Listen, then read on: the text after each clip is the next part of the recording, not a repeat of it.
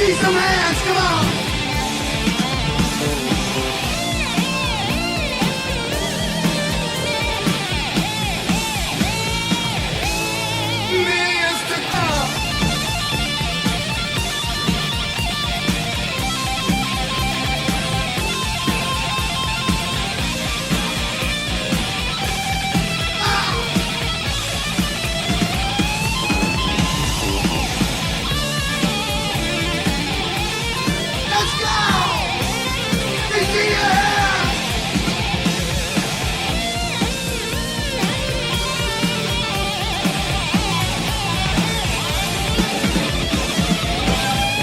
Welcome back to the Sports Circus. I'm your ringmaster Sal, live from the AAMP.TV mobile studios here in fabulous Las Vegas. That's AAMP.TV.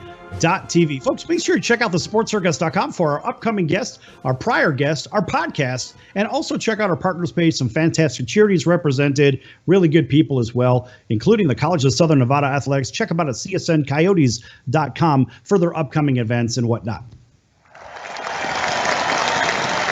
And welcome back to everybody listening in on Magic 97.9 FM right here in Las Vegas. Big hello to our friends over in the greater Atlanta market on WDJY, as well as all of those listeners on iHeartRadio, Spotify, and our CBS, NBC, and Fox Sports affiliates, watching on Hotel TV, streaming at thesportscircus.com, and AMP TV. Back here with Rockstar Brad Gillis from Night Ranger, and he's been tearing it up, shredding it up. But we're learning a little bit about him and his diversity as well. You've done a lot of cool stuff, whether it's video games, you've done collaborations with a lot of people, but you also have participated in the hearing aid, right? That was kind of a cool project. Tell everybody about that.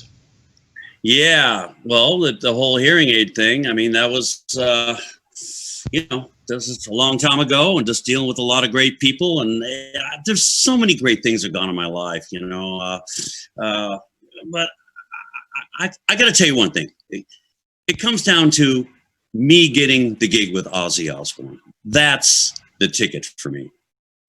Basically, I was playing in a band and was playing a couple Ozzy tunes, and I got the call to go do this big audition. So I just want to stress to you that that's one of the biggest gigs and the greatest time of my life was a few weeks after the late, great Randy Rhoads passed in that plane crash. I was able to get on the road with Ozzy and go all over the world. And it was just amazing. Well, tell us about the 135 story. The $135, the room thing. Well, basically, I was doing a few Ozzy tunes, playing in this band on the side while Night Ranger was trying to get a record deal. I had to play. I couldn't sit back, and so I put this band together. We were playing everything, all the latest, greatest rock tunes and everything out in the early 80s. And like I said, we were playing a couple Ozzy tunes. And in 1981, the day in the Green, the Oakland Stadium, Ozzy came and did that big show. And, it's like 60, 70,000 people there. And all my friends saying, hey, man, we got to go see Ozzy, man. You got to check out Randy Rhoads. So me and my buddies, musician buddies, went and saw the show, blown away by Randy. And I ended up just, playing more Ozzy tunes in my all-star set, around the Bay Area, because I thought it was so great. And then this guy came in and was watching me play one night and said, hey, Brad, you sound pretty good with these Ozzy tunes. I might be able to get you for an audition on the gig. And I'm like, oh, okay. He goes, no, really. Yes. And his name was Pat Thrall. Pat Thrall was the brother of Preston. Preston Thrall was a brother of Pat Thrall, who played with Pat Travers. And Pat Travers' drummer at that time was Tommy Aldridge, who had been back then playing with Ozzy. So Preston told Pat, Pat told Tommy told Sharon. This was on a Friday night. On early Sunday morning, I was up very late with this woman I met at the bar here. And I get this phone call at like 8 a.m, and I only been asleep a couple hours. And this lady saying, hello, Bradley, this is Sharon Arden, Ozzy Osbourne's manager. We'd like to fly you to New York for an audition. I'm like, I go, who's this? Quit joking around. She goes, no joke, Bradley. Let me put Ozzy on the phone. I said, yeah, put Ozzy on the phone. Sure enough, this guy gets on and goes, hello, Bradley. Yeah. Grab a pen and paper. I want you to write down these 18 songs to learn. Now, my father was a pilot.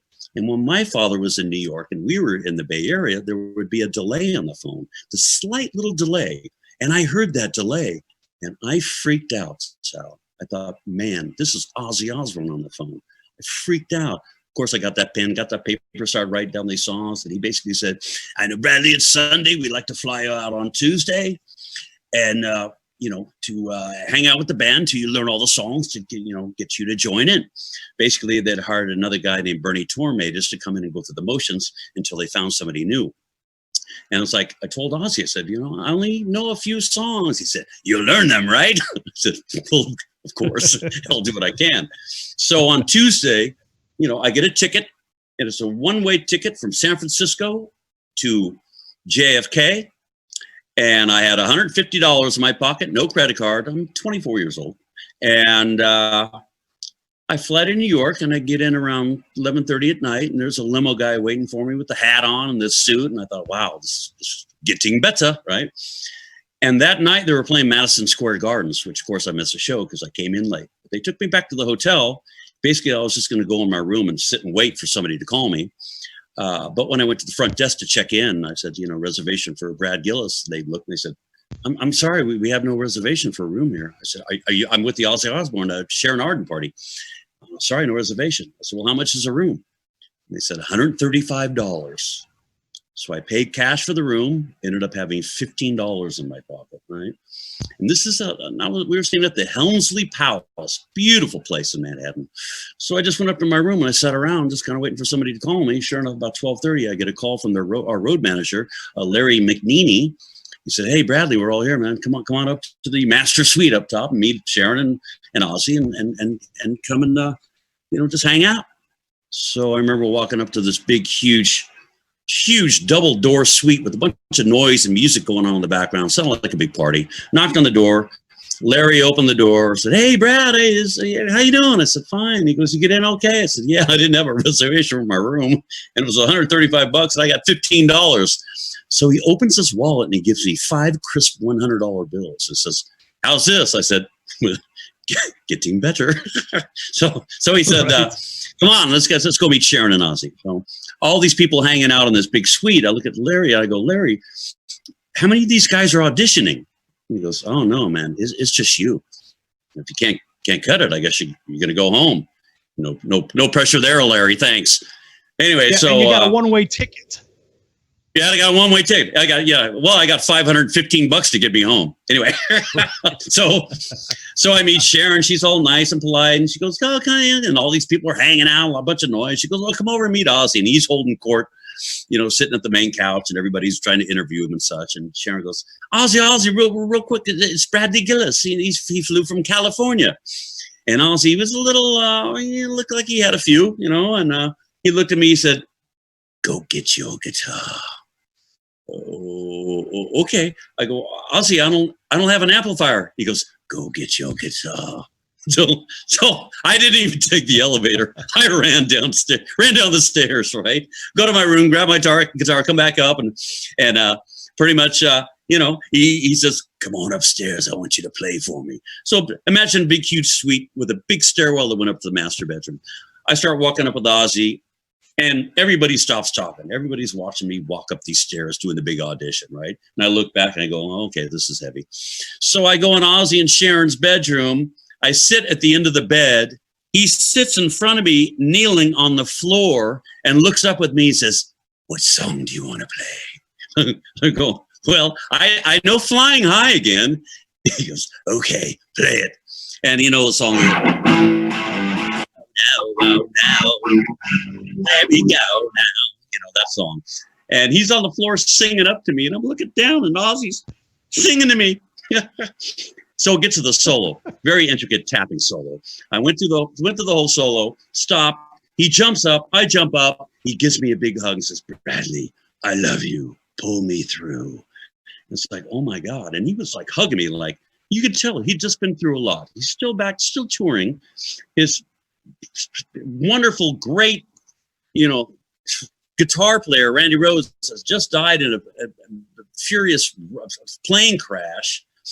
And he opens the big suite doors in the bedroom and looks down the Ozzy. He goes, I found a new guitar player.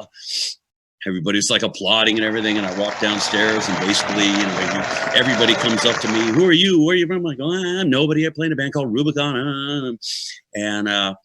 So basically, I knew I was in the door, just me, but I had to learn all the material. So basically, Sharon goes, what do you need to get through this? Yeah. And basically, I said, I need a little amplifier. I need a boombox and I need a cassette. Remember cassettes, you guys? Anyway. Yes.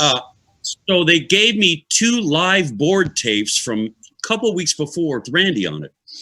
So I sat in my room all day for 4 days, learned what I can, probably, getting up at 8 in the morning and up until the gig, which would be 8 or 9 at night. So I had a good 10, 12 hours of practicing. And then I go to the soundboard and watch Bernie on stage playing, and the big Castle and Ozzy, sold out every night, freaking out, thinking, I'm going to be up there in a few days. Well, after 3 or 4 days, I told him I was ready. And then I went into my first sound check. And then we'll go from that after commercial. Wow.